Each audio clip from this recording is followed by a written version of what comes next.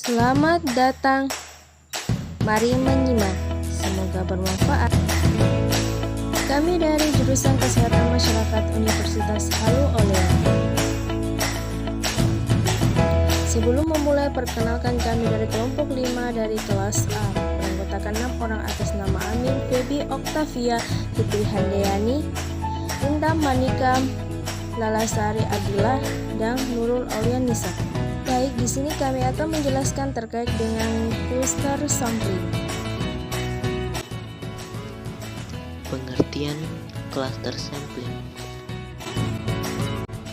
Cluster sampling adalah teknik sampling di mana peneliti membentuk beberapa klaster dari hasil penyeleksi bagian individu yang menjadi bagian dari sebuah populasi. Beberapa klaster dari populasi tersebut lalu kemudian dibentuk berdasarkan sifat yang memungkinkan.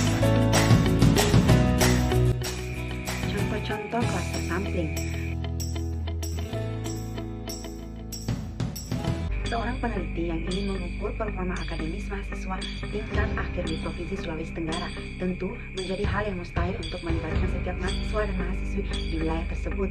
Alih-alih demikian, dengan penerapan teknik cluster sampling, peneliti dapat mengelompokkan mahasiswa dari setiap kampus, setiap kota menjadi satu kelompok atau yang di sini disebut cluster. Contoh yang kedua, ketika suatu lembaga ingin melakukan survei mengenai performa sinyal telekomunikasi di seluruh wilayah Sulawesi, para peneliti dapat membagi-bagi populasi keseluruhan di wilayah Sulawesi ke dalam pengelompokan berdasarkan kota-kota. Lalu, cara selanjutnya dalam cluster sampling adalah dengan menyeleksi kota-kota dengan populasi terbanyak, lalu menyaringnya lagi dan memilih individu-individu yang menggunakan sinyal telekomunikasi saja. Langkah-langkah dalam teknik cluster sampling: yang pertama, tentukan sampel; yang kedua, ciptakan dan evaluasi sumber sampling; yang ketiga, tentukan kelompok. Kemudian, pilih cluster. Pilih cluster secara acak untuk sampling. Yang kedua, segmentasi geografis, di mana segmentasi secara geografis menjadi salah satu parameter paling umum untuk digunakan dalam cluster sampling. Dan yang terakhir yaitu bentuk subtipe. Untuk bentuk subtipe, cluster sampling adalah teknik sampling di mana tahapan sampling dikerucutkan pada subtipe one stage atau multi-stage. Selanjutnya itu masuk di poin klasifikasi teknik cluster sampling. Bagian klasifikasi, di mana untuk mengklasifikasi cluster sampling dapat dilakukan dengan dua cara. Cara pertama itu berdasarkan pada jumlah langkah-langkah yang mesti dilakukan untuk meraih sampel cluster, dan cara kedua itu mengklasifikasi cluster sampling adalah melalui perwakilan setiap kelompok pada keseluruhan cluster.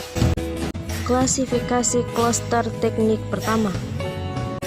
One stack cluster sampling dapat dilihat di ilustrasi di samping, di mana pengambilan sampel kepada anak putus sekolah di 5 desa untuk memberikan dana pendidikan. Dengan menggunakan teknik ini dilakukan secara acak, memilih desa-desa untuk membentuk suatu sampel.